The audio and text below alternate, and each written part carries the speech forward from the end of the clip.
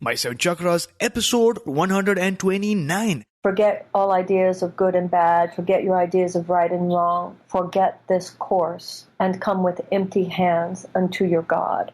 The seven chakras, swirling vortices of energy, positioned throughout our body from the base of the spine to the crown of the head. For thousands of years, this ancient wisdom has been passed on from master to disciple. What are the functions of these energy centers? And could these chakras help you unlock your destiny and find your true purpose? Welcome to My Seven Chakras. And now, your host, Aditya Jai Kumar. What's up, Action Tribe? AJ here, and you are listening to My Seven Chakras, a show where we dive deep into ancient topics like meditation, mindfulness, yoga, energy healing, spirituality, and uncover ways, techniques, and methods to help you embark on your human revolution. This is a show where we celebrate challenges, we welcome failures, because these moments, Action Tribe, allow us to grow. And if you are on the path to transformation, if you feel like you're a part of something larger than yourself, if you feel that you are here on this earth for a particular reason, then you are here at the right place at the right time and listening to the right episode, because today, Action Tribe, I am so excited, so stoked, and so honored to bring you our featured guest for the day, Marianne Williamson. So Marianne, are you ready to inspire? Yeah, I hope so. Sure. Thank you. Wonderful. So Marianne Williamson is an internationally acclaimed author and lecturer. 6 of her 10 published books have been New York Times bestsellers. 4 of these have been number 1. Her books include A Return to Love, which Deepak Chopra called a classic, A Year of Miracles, The Law of Divine Compensation, The Age of Miracles, A Course in Weight Loss, Everyday Grace, A Woman's Worth, Illuminata, and The Gift of Change. She has sold over 3 million copies, the mega bestseller. A Return to Love is considered a must-read. A paragraph from that book: our deepest fear is not that we are inadequate. Our deepest fear is that we are powerful beyond measure. This passage is considered an anthem for those who want to transform their lives. Marianne has been a popular guest on television programs such as Oprah, Good Morning America, and Charlie Rose. She's appeared 14 times on the Oprah Winfrey Show, and to date 3 times on Super Soul Sunday. In 1989, she founded Project Angel Food, a Meals on Wheels program that serves homebound people with AIDS in the Los Angeles area. To date, Project Angel Food has served over 10 million meals. Marianne also co-founded the Peace Alliance, and she serves on the board of directors of the Results organization, working to end the worst ravages of hunger and poverty throughout the world. So Marianne, I've given our listeners a glimpse into the amazing life that you've led so far, but take about a minute and tell us a bit more about your mission. Oh, I don't think of myself as having a mission. I don't think of myself as having a purpose different than anyone else's. I think that words like that, actually, they brings with a little bit of a grandiosity to me. I think that we are all here as beings of love. That is who we are. That is our deepest creation. We are thoughts in the mind of God. We are children of God by whatever words we use. And we are on this earth to do that which we are. We are love, and we are here to love. So I see that as my mission. I see that as my purpose. But I don't see that as my mission or my purpose any more than it's your mission and your purpose or anyone else's. So I think that we are all here as vessels for the same light and the same love, and spiritual surrender and devotion and dedication expand our capacity to be of use. To me, it's humble. You know what I'm saying? And I keep it humble. Absolutely. Thanks for sharing and reminding us of the power of humility. Now, here at My Seven Chakras, we believe that if a picture is worth 1,000 words, then a carefully crafted inspirational quote is definitely worth more than 1,000,000 pictures. So let me ask you, what is your favorite inspirational quote, and how does this quote play out in your life? Well, my favorite inspirational quote would be something from A Course in Miracles, where it talks about forget all ideas of good and bad, forget your ideas of right and wrong, forget this course, and come with empty hands unto your God. I love that. I love the idea of emptying ourselves and allowing God to fill in those empty spaces. I think so much of what we learn in the world is about puffing ourselves up. And even too many times that's given a kind of spiritual mask, but it's still puffing up the ego. And I think that enlightenment is the dismantling of the ego, the taking off of the mask. So I love how that line in the Course says, come with empty hands unto your God. And then you mentioned earlier when you introduced me, there's a quote from my first book, A Return to Love, that has become very well known. It's been misattributed quite often to Nelson Mandela.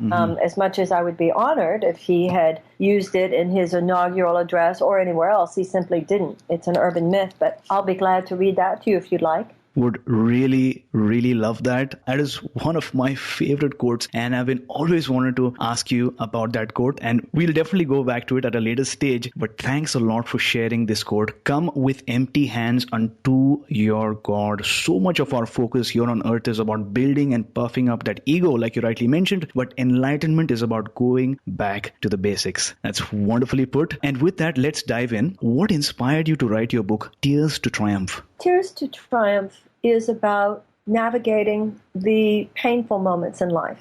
Even the happiest life has sad days. And whether in all the great religious and spiritual traditions point to the phenomenon of human suffering. Buddha recognized that life is suffering, and that began his journey to enlightenment. God sent Moses to deliver the Israelites who were suffering as slaves in Egypt. Jesus suffered on the cross. And those are only 3 of the great religious transmissions that all speak to the suffering that occurs when we are living outside the light of our connection to God, to love, to mercy, to compassion. And yet, those moments, and we all go through them, where the heart is broken, as with the Exodus, and as with the crucifixion leading to the resurrection, as with Buddha's pronouncement of, and realization of suffering, this need not be the end. This is the beginning. And that's why many times when we are in these painful moments, if we do have a spiritual context, you go through something like a divorce, you go through a professional hardship, financial failure, you lose someone that you love, these issues are very, very painful. These moments are very painful, but they're part of life. And what has happened over the last few years is that we have medicalized normal human despair. And people are taking antidepressants now. They're taking psychotherapeutic drugs for situations that are not mental illness, for situations that are not served by numbing, that are not served by distraction. They are served by transformation. They are healed by our opening our hearts to the lessons to be learned in these situations, which were always lessons in our capacity to love more deeply. This is particularly disturbing because the FDA, the Food and Drug Administration here in the United States, has a black box warning that for people 25 years old and younger, antidepressants increase, not decrease, the risk of suicidal ideation. And yet people these days are even giving these drugs to their children. I can't even tell you the stories that I've heard since this book was published. So if you look at these times of life, these seasons of life, spiritually, then you realize that just as the body has a natural immune system, so does the psyche. Humanity would not have evolved over thousands and thousands and thousands of years or more, we don't even know at this point, unless we were imbued with the capacity to take a hit. The physical body can absorb quite a bit of injury and disease and heal and go on. So does the psyche. I mean, if you look at some of what people are surviving today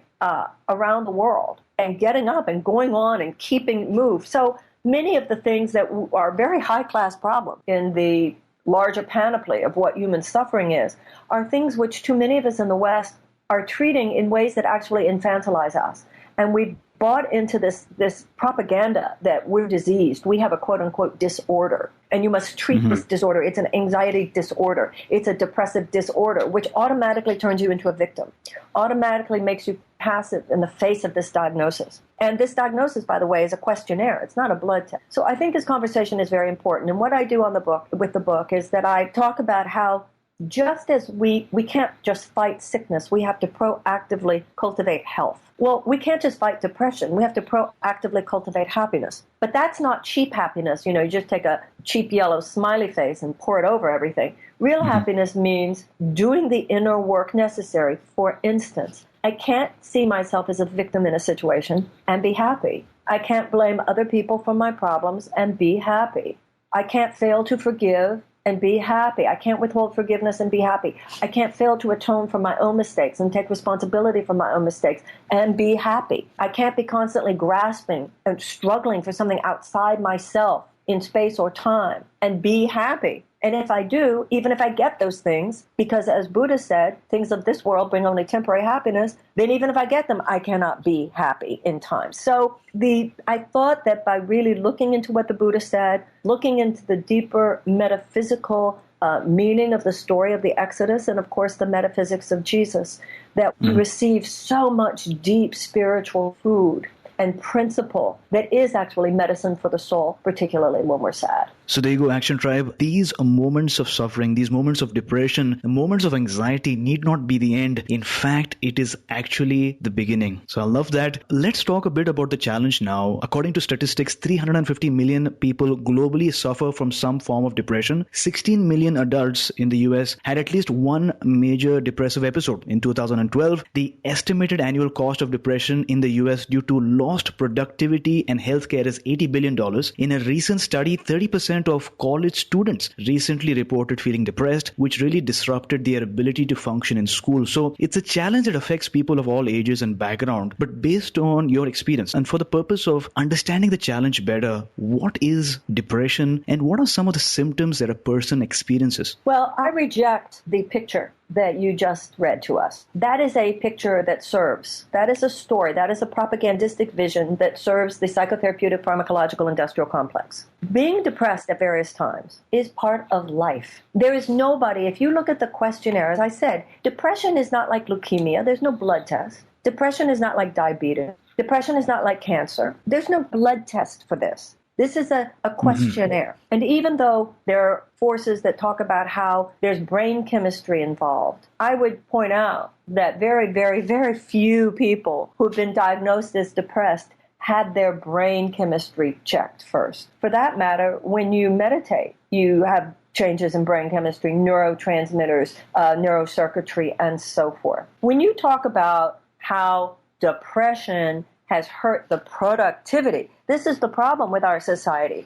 We've taken this business model, and we have said if anything keeps you out of the office for 3 days, that's a problem. No, that's not the problem. The problem is that we don't allow grief. We don't allow emotional permission for grief anymore. That's the problem. The fact that something, quote unquote, broke into your productivity, that financial model, no, I reject that entirely. When it says, oh, people were less productive. When I was growing up, it was understood that grief would occur. Grief is part of that psychic immune system. If you're in a car accident and you have bruises on your body, it is understood that your body will have these bruises and it will take them some time for them to heal. Now, when we've been through a heartbreak, emotionally we've been bruised, and it will also take time. And the problem is not that it will take time, but the problem is that we are so obsessed with the economic model that we have said, oh my God, that can cut into an economic bottom line. You have a problem. You have a dis-ease. And dis-ease, an emotional dis-ease, it's like with the physical body. Don't jump to a pill if you don't have to. And so the fact that somebody is depressed for a while, it's not like, oh, those people have a problem and the rest of us don't. This is part of life. You know, we live on a planet where the principles on which we have built our entire civilization, and particularly our modern culture, are so loveless, basically. They do not posit us as spiritual beings. They posit us as bodies. They do not posit us as brothers. They posit us as competitors. They do not posit us as living with a purpose and a mission that we love each other. They posit us as having a purpose and a mission of doing whatever we want to do without any particular reference to whether or not that is good for anything beyond our own selves. So that is where our pain comes from. That is where our existential pain comes from. Our existential pain comes from the fact that it is very difficult for the soul, for the spirit to feel at home here. And then to look at a corner of the society that doesn't even factor spirit into its calculations to give us a solution to this is insane. And when you consider, you know, it's interesting, we talk about the problem, it's going to cost $80 billion. Well, hello, you've got a pharmacological industry that will be $1 trillion industry within 2020. This is time for us to be numb. Now, one of the things I talk about in the book, I have a book called The Culture of Depression. A chapter in the book. How could anybody look at what's happening on the planet today, really look, and not be depressed? How could anybody look at what happened in Bangladesh last night and not be sad? How could anybody look at what happened at the Istanbul airport the other day and not be sad? How could anybody look at what's happening in our environment? The fact that if we don't radically change our ways, our entire ecosystem could implode within 20 years. How could we look at that and not be sad? It is appropriate that we are sad. Well, sometimes neurosis is not best delineated by what upsets you, but by that which does not upset you. The fact that we're all in this we glorify this emotional flatline now. Like what would have happened in the United States if the abolitionists had not gotten upset? What would have happened if they could have just taken a chill pill, and known how to just be cool? Susan B. Anthony, the leader of the suffragette movement in the United States. Today she would be told, she really might need to look at the fact that wherever she goes, she creates drama everywhere. So the fact that we are sensitive souls, it does not mean something's wrong with us. What's happening is the canaries in the mine are falling over, and the owner of the mine is saying there's something wrong with the canaries. And this is particularly important for women because we are exquisitely sensitive. We cannot be comfortable with the fact that child poverty is at the level it's at. We cannot be comfortable with the fact that 12,000 children starve on this earth. We cannot be comfortable knowing what's happening to the environment. This is not our weakness. This is not a disorder we have that somebody needs to give us a pill for. This is our strength. So firstly, thanks a lot for that clarification. Depression is not really a disease like the others. It's just a questionnaire. So we really need to change the way that we look at things. The problem, as you mentioned, is that we're obsessed with the economical model rather than the humanitarian model because we are sensitive souls, and that is actually a good thing. Now, you mentioned that human suffering is not a medical issue, but rather a spiritual one. And as you rightly point out, there have been so many leaders in the past. Buddha, who said life is suffering. Jesus, who suffered on the cross. Gandhi, who suffered while adopting the non-violence movement instead of violence. Dalai Lama has gone through periods of intense suffering as well.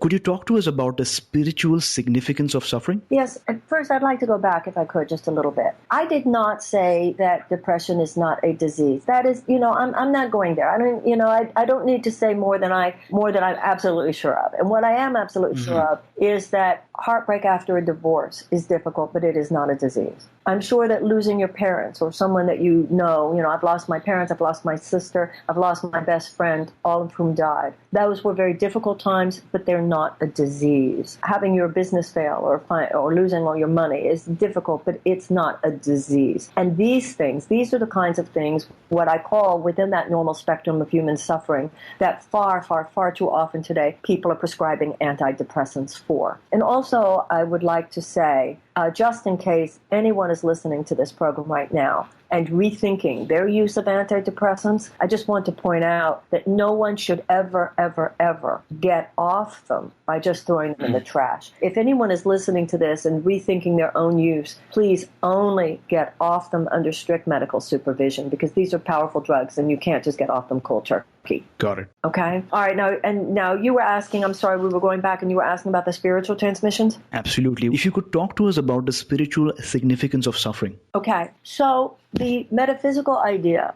is that we are beings of love, and the planet on which we live is dominated by a consciousness that is not love. It is fear. And the metaphysical idea as it expressed in the Course in Miracles is that the absence of love is fear, just like the absence of light is darkness. You get rid of darkness by turning on the light. You get rid of fear by turning on the love.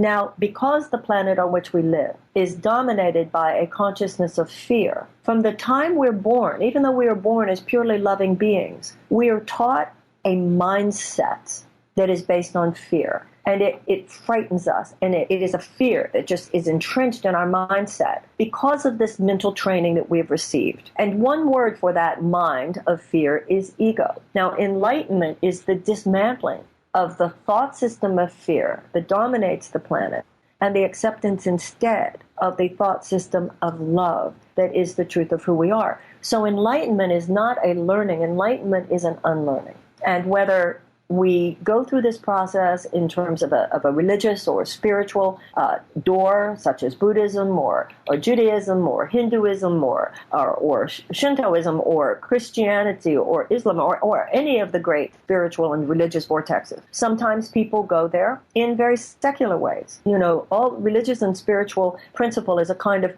spiritual enunciation of what in secular terms is called the hero's journey.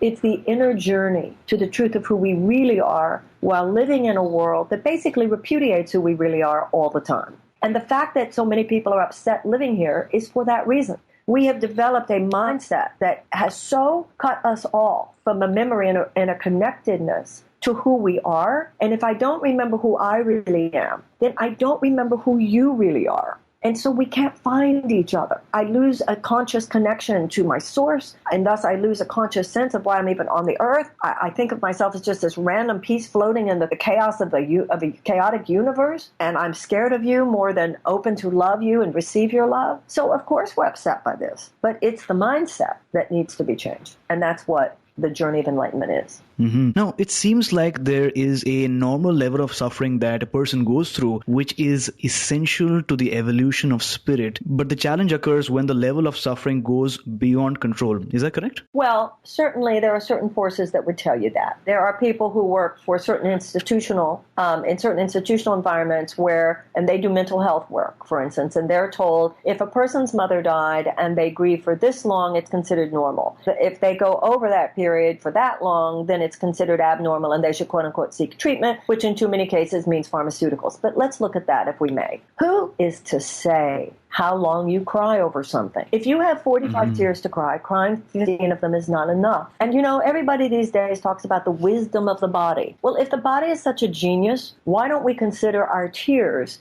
as part of that genius? In the Old Testament, it's symbolized by the 40 years that the Israelites spent in the desert. In the New Testament, there's the 3 days between the crucifixion and the resurrection. In the story of Buddha, I believe it was 40 days that he went through being tempted by Mara, tempted by the illusions. So that period of time is designated in all the great religious stories. But what we've done, as I was talking about earlier, is because we're all about go, make it happen, get the business done, make money, whatever. We don't build into our emotional and psychological perspective that there are times when you simply have to let yourself cry. And too early in the process, people are saying, well, I don't want to wallow in it.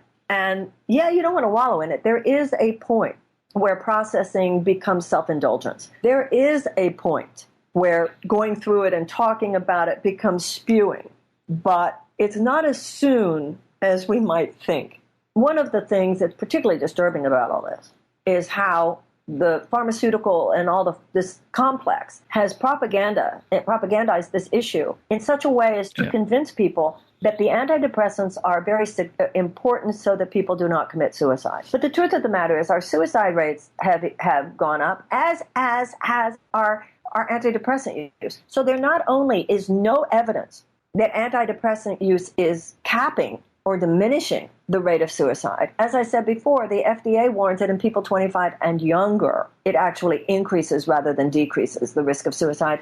And there are many voices asking very legitimate questions these days about some of the people and some of the situations where people were on antidepressants and committed suicide. So, there are obviously very serious mental illnesses, schizophrenia, bipolar, and so forth. And I'm certainly as much of a celebrant as anyone is on the beneficial role that psychotherapeutic drugs can play in such cases. But there are far too many situations, and particularly including young people, where people are just going through the normal seasons of life, but which a society that now so trivializes the inner life does not recognize, and throwing pharmaceuticals at us in these cases, particularly when people are very young, is dysfunctional at best and truly dangerous at worst. So firstly, I love that you mentioned that if people consider the body as a genius, why don't we consider our tears as the genius that will really enable our transformation? There are times, as you mentioned, where we simply must cry, and it might take time, and that we need to allow ourselves that time to cry in order to get to the next stage. So based on your experience, is there a cosmic reason for suffering in our lives? Is it like the universe, I guess, is trying to tell us something? No, the universe, which is the handwriting of God, is pure love. The celestial order is pure love. And when we allow our minds to be conduits for that love, then we remain in that celestial order, and that is where peace is. That is where happiness is. But every moment, the ego mind would lure us away from lovelessness. We're always tempted to attack each other. We're tempted to defend against each other. We're tempted to judge each other. We're tempted to criticize each other. We're tempted more and more these days to look at relationships as transactions, where we're trying to get what we want from the other person rather than genuinely collaborating with other people so that together we might serve the world. And the mind, when it is not used for the purposes of love, is working against what it was created to do. When you talked about mission, when you talked about purpose, that is our mission. That is our purpose. We are here to love. And just as every cell in the body is appointed, some are appointed to the heart, and some are appointed to the lungs, some are appointed to the stomach, some are appointed to the brain. We are all guided when we're in touch with our natural intelligence through love, through prayer, through forgiveness, through spiritual practice. Some of us are assigned to the arts. Some of us are assigned to the sciences. Some of us are assigned to literature. Some of us are assigned to business. Some of us are assigned to whatever area is our sort of dharmic path. And many, many people have this nagging suspicion they're wasting their life. They're not doing what they really came here to do. And that's because they are wasting their life. They have not awakened to the fact they're only here to love and to surrender all that we have and all that we are, that love might use us for love's purposes. And outside the light of that understanding, outside the light of that devotion, outside the light of that dedication, we cannot be happy. And, just like we were saying earlier, you can't just fight sickness, you have to cultivate health. You can't just fight depression, you have to cultivate happiness. Happiness is not just the absence of depression. Depression is the absence of happiness. So to awaken to our spiritual purpose on the earth is to awaken to the mindset that cultivates happiness. And to avoid doing that, to withhold forgiveness, to withhold love, to avoid love,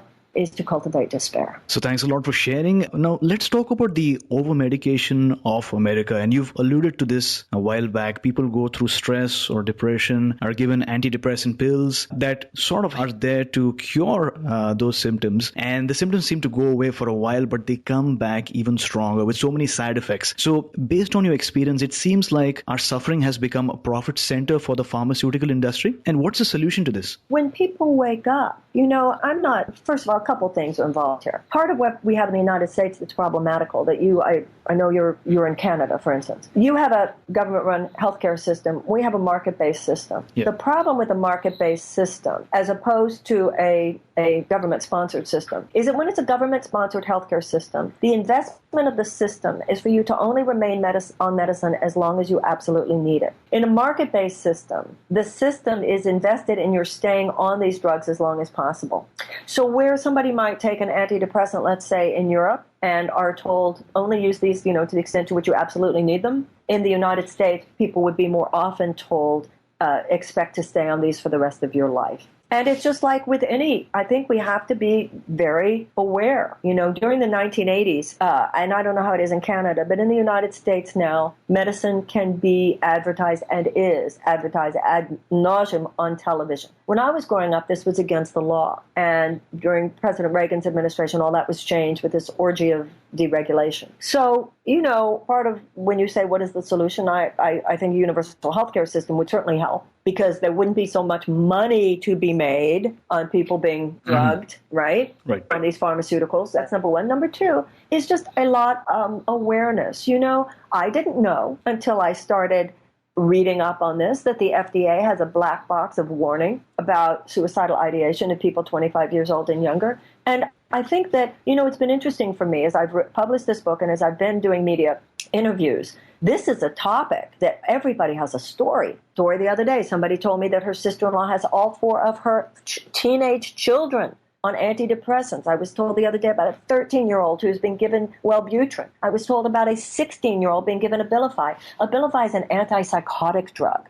And I think that a lot of people simply don't know this. And obviously, why would we put anything in our bodies, such as a pharmaceutical, without looking, look it up on the internet and see what this is about. But I know that these people all love their children. And I just think that you learn things when you learn them.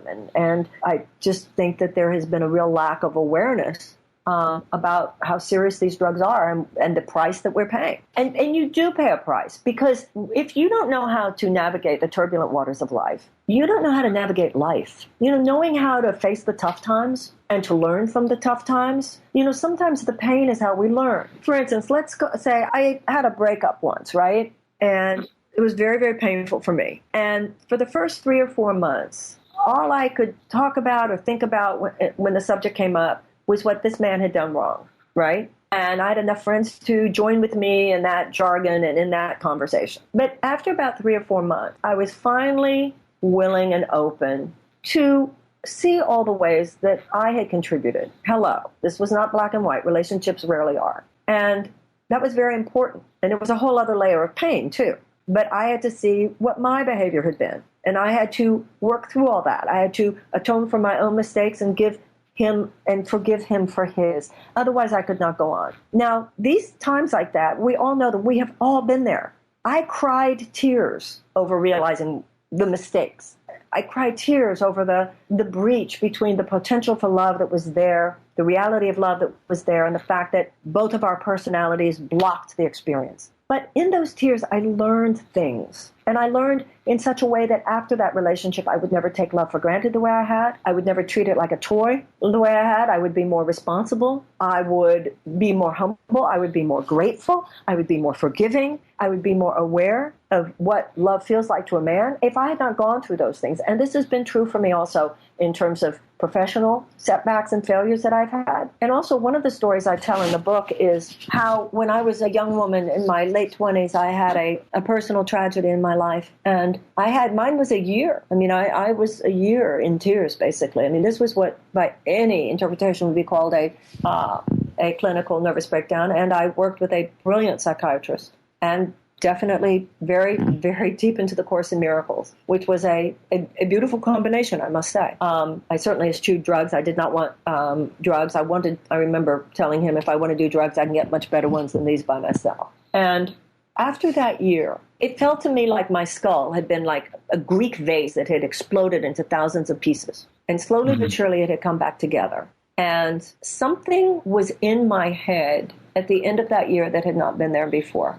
I started my career as a speaker not long thereafter. And I've read stories of people who were in comas or went through traumas, at the end of which they had talents and abilities and clarity about things that they had not had before. So I think that time in my life was a very sacred time. You know, St. John of the Cross called it the dark night of the soul. This is not, we give these cold clinical terms. You have depressive disease, you need treatment, we give you pills. Wait right there. For those of us from a spiritual perspective, wait right there. Do I have a serious mental illness? Because if I don't have a serious mental illness, and there are all those people who say, oh no, it's an illness. But if you have not shown me on a blood test, like I said, the diagnosis is based on a questionnaire. And anybody who looks at that questionnaire of what depression is, clinical depression, I defy you to say, I've never been through any of this. Most people have.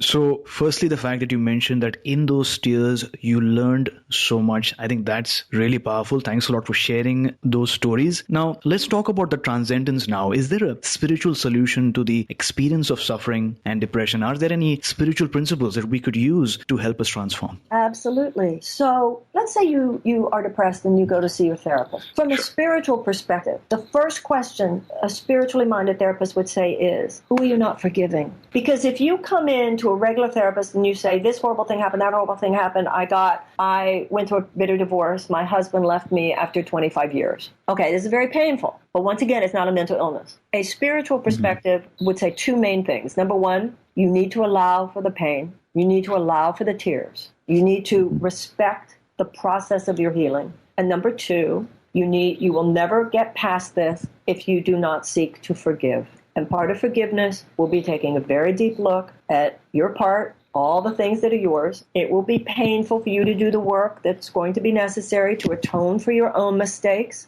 and to forgive him for his, all of these things. So I think that when you look at these things from a spiritual perspective, and that's what I talk about in the book, Buddha has an eightfold path: right living, right speech, right livelihood, right effort. In the Exodus, it's when God gave the Ten Commandments, the terms of the covenant to the Israelites. That's the point. It's not like you are the victim of a disease. It's that you are the victim of a loveless mindset, and you can become victor by this experience catapulting you into the transformation of your thinking so that your thoughts no longer cause you to suffer. And you have made, Buddha realized life was suffering, but this begins his journey to enlightenment and the consciousness of nirvana. The Israelites are enslaved, and this begins their journey to the promised land. Jesus suffers through the crucifixion and ends up resurrected. That's the point. The point is what happens when God plays his hand. So the point is enlightenment, nirvana, resurrection, promised land, self-actualization, happiness, inner peace. They're all the same thing. So a couple of really powerful things that you shared. You need to allow for the pain and the tears. You need to respect the process. You need to do the work, even though it might be painful, but you need to do the work and ask yourself these powerful questions. Like you mentioned, who are you not forgiving? I think that's really amazing. Action Tribe, to access the show notes for today's episode, visit my7chakras.com/129. That's my7chakras.com/129. As someone who has faced as much disappointment as most people, I've come to trust not that events will always unfold exactly as I want, but that I will be fine either way. Action Tribe, this is a powerful quote by Marianne Williamson, today's guest. Action Taker, I know that you're going through a challenge in your life right now, whether it's financial, health, relationships, educational, or any other, and you might not have a clear picture at this point of how things are going to turn out. Maybe it feels like everything and everyone is against you, and no matter how much you plan, things are just not manifesting the way you had visualized they would. In such a situation, remember the truth. As Marianne said, you are powerful beyond measure, and no matter how things turn out, you will be fine either way. So Marianne, take us back to a time when you faced a major challenge. How did you look at the situation? And then finally, how did you overcome that obstacle? First of all, I think when you are in a period of depression, and there is such a thing as depression. I'm not saying depression doesn't exist. And there is a phenomenon, whether you call it a disease. I have a problem with the medicalization. But there is, I've been very sad in my life. I've had times I say, I was really depressed about this or that. But I've had 2 times in my life, which would, by any definition, be termed clinical depression. Number one, it's happening, and you have to make room for it. You can't, just the question is not, how do I numb this immediately? The question cannot be, how do I get rid of this pain? The question is, what is the meaning of this pain, and what does it have to teach me? Nietzsche said, to live is to suffer, to survive is to find meaning in the suffering. When I was a young woman, what did it teach me? It taught me to stop treating life like it was a game. It taught me to stop playing with life. It taught me to stop being irresponsible with my feelings, other people's feelings, relationships, life. That, grow up, little girl, because in my cavalier, youthful immaturity, I hurt myself and I hurt others. That's what it taught me. And I had to cry a lot of tears. Now, the second time of my, what the world would call clinical depression, I had to forgive a lot of people. I had to forgive myself. I had to look very clearly at where things had gone wrong. I had to remember, in the Course in Miracles, it makes it very clear, the only failure in life is something that we fail to learn from. That's the only real failure. And if you had been through something painful, the prayer becomes, let this not have been in vain. Let me somehow be a better person because of this. You and I were talking about humility before. I think that is one of the things that failure teaches you. It gives you humility, makes you much less judgmental, talking about that time when I was young and irresponsible. There have been times in the last few years that I would look at young women who were kind of letting a little too much hang out and sexualizing their appearance in public and behaving in a flirtatious way that I didn't think was so cool. And I would catch myself and I would be about to form a judgmental thought. And then I would remind myself, Marianne, you were so much worse. So sometimes when you have allowed yourself, not only to recognize what you've done so that you then are not as judgmental of other people. Also, I think suffering gives you X-ray vision into other people's suffering. I have wondered when the United States invaded Iraq, the protest on the part of the American people was really, for most Americans, hardly more than a whimper. We so easily acquiesced to the war fever propaganda at the time. Why is it that so many Americans did not allow themselves to go to this place? We are going to rain fire on thousands of men, women, and children, hopeless in their homes, helpless, unable to protect themselves or their children. And these people did nothing to us. And their leader may or may not have weapons of mass destruction, but Americans do business with leaders who have weapons of mass destruction every day. and with leaders who kill their own people and so forth. What do you think the Chinese did in Tibet? How desensitized we have become to our own suffering that we could so easily desensitize ourselves to the suffering of others. Another thing it gives you is, as I said before, I've never come out of a period of deep suffering, not with some level of greater capability. You have a choice to make when you've, fallen down in life. And we've all fallen down in life. We've all had those hard times in life. But you have an existential decision to make. Am I going to be a victim of this, or am I going to be a victor? They often say, are you going to be bitter or are you going to be better? Those are your two choices, because you're not going to be the same person on the other side of this. And if you say, I'm willing to open my heart, I'm going to open my mind, I'm going to see what really happened, even if you take it something where it had nothing to do with your behavior or anyone else's. Like I said, my parents have died, my sister has died, my best friend has died. What did that teach me? Let me tell you something. I know viscerally now. Not just intellectually, I know viscerally, this ride does not last forever. Any given day, you have friends and family who you love, suck the juice out of it. That's what I learned. I learned to cherish life more because I have a visceral understanding it's temporary, our physical incarnation. And having lost to death people that I love is what taught me that on a cellular level. Well, thanks a lot for sharing. Now, as you look back at life, what is that one major life lesson that you'd like to teach our listeners? Being loving is the most important thing. That love is what matters, and everything else is nothing in comparison. So, first of all, thanks a lot for sharing those moments with us, sharing those stories with us. A couple of really powerful things here, which I just have to restate. You mentioned that when someone is going through a phase of suffering, the first step is to realize that it's happened and not to ignore it. Asking why would help, and finding out what is that thing or that question or that message that the suffering is trying to convey to us. You also mentioned that the only failure in life is something that we fail to learn from, which I feel is really powerful, and telling ourselves that let this not have been in vain. Suffering gives us an insight into someone else's suffering, as you also shared, and when someone comes out of suffering, there's a good chance that he or she will come out with a greater capability, because that experience, those moments, change the person forever.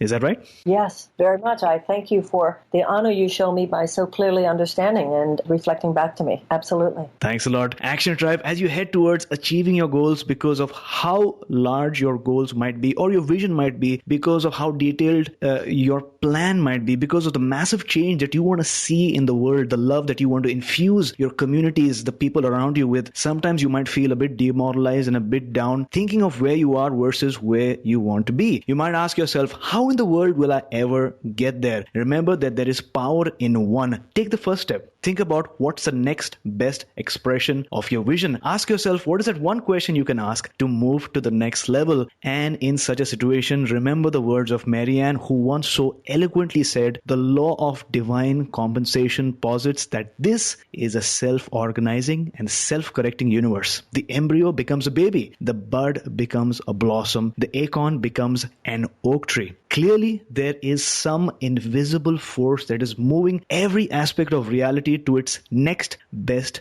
expression. Think about what is your next best expression. So, Marianne, what is your life's purpose at this point in time? Our life's purpose, if you are talking about anything that is deep and authentic, you're talking about something which is changeless, because the real you is changeless. My purpose now is what my purpose was, is what my purpose will be. And that is to try to be the most loving version of myself of which I'm capable.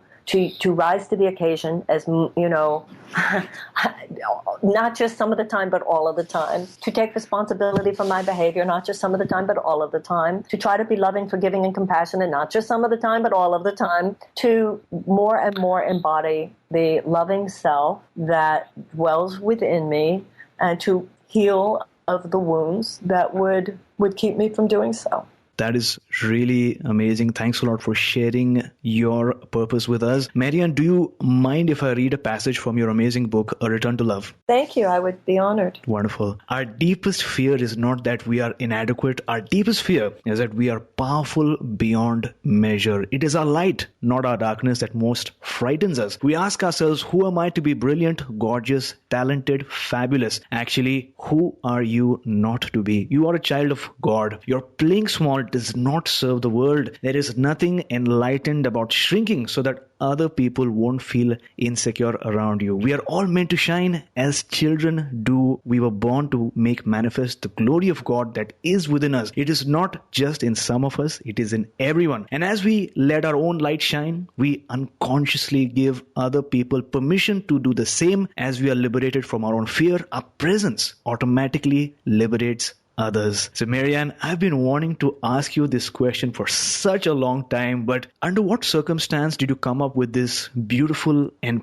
powerful thought? Is there a story behind this? The actual paragraph of Our Deepest Fear, which talk are you talking about? I'm confused. The actual paragraph. Well, that book, Return to Love, is subtitled Reflections on the Principles of A Course in Miracles. So what people like most about that paragraph, I can't take personal credit for. The idea that we're afraid of the light, i.e. the divine within us, more than we're afraid of the dark. The idea that the darkness, the ego, is our perverse comfort zone. You know, it's like when Moses went to deliver the Israelites and said, we can go now. They didn't jump up and down with joy.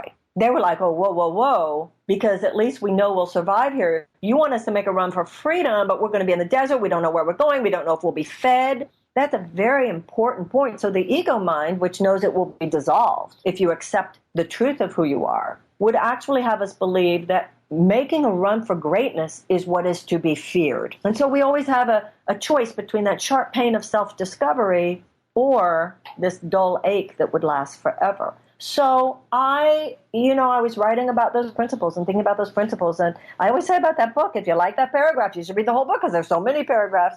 But I like to think that, even though I'm honored that so many people have been served by that paragraph, I like to think that there are a lot of paragraphs in my book, including my newest one, that will serve them as well. Well, thanks a lot for sharing those powerful thoughts, those ideas, and those amazing stories that you've shared with us. This has been incredibly powerful. And I'm sure everyone listening to this episode right this very moment would agree as well. And with that, we arrived at the last and final round for today's show, the wisdom round. Now, this is a rapid fire round that contains 4 questions so that our listeners can take note and take action.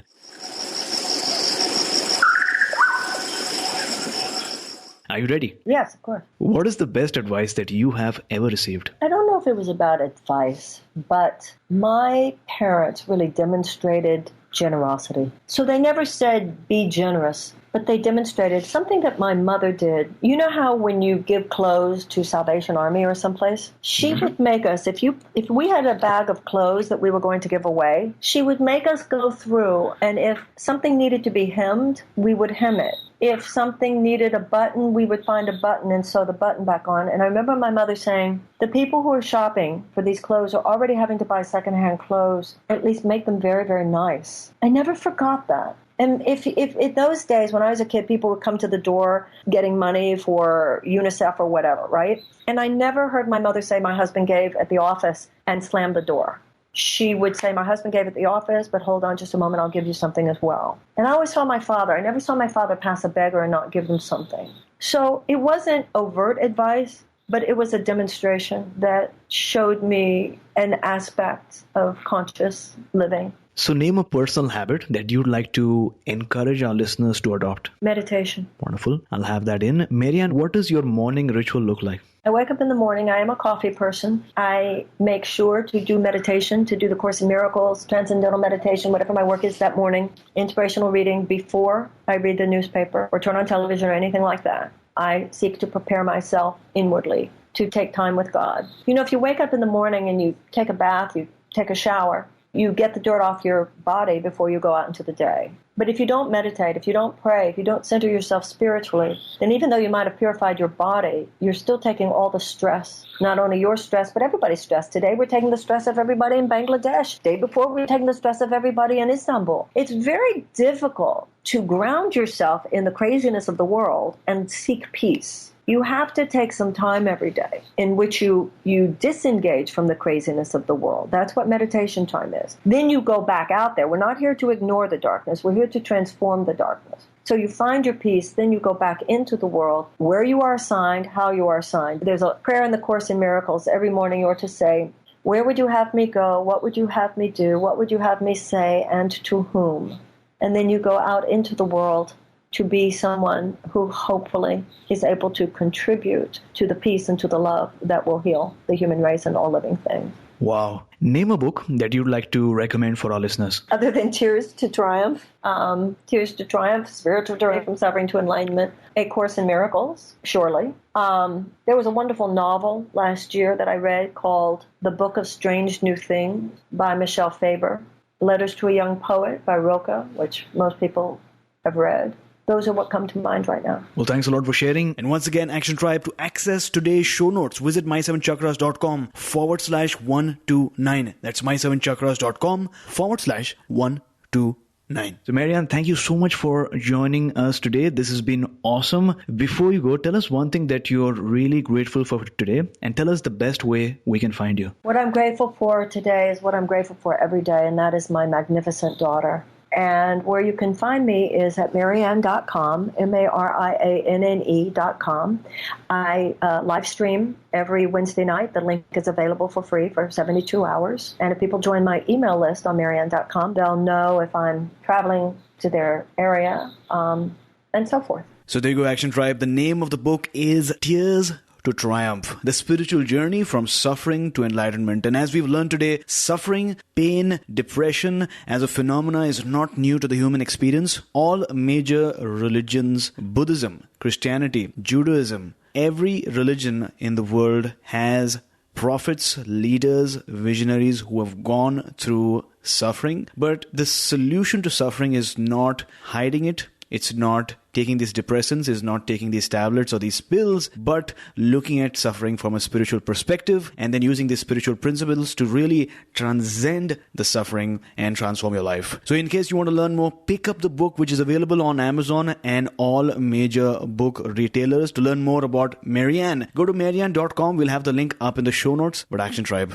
this is the moment where you need to take action. Thanks a lot for listening to today's show. If you've listened so far, it really means that you are committed to transforming your life and learning more about how you can change not only yourself, but the people around you as well. And today we've learned how to transcend beyond suffering, to first embrace it and to realize that this pain, this suffering, this depression is in your life for a particular reason, and it is by acknowledging these moments, these times, that you will ultimately be able to transcend beyond it. Thank you very, very much. You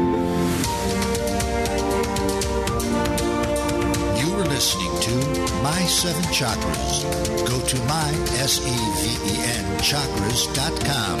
Download your free gift, get inspired, and take action. Transform your life today.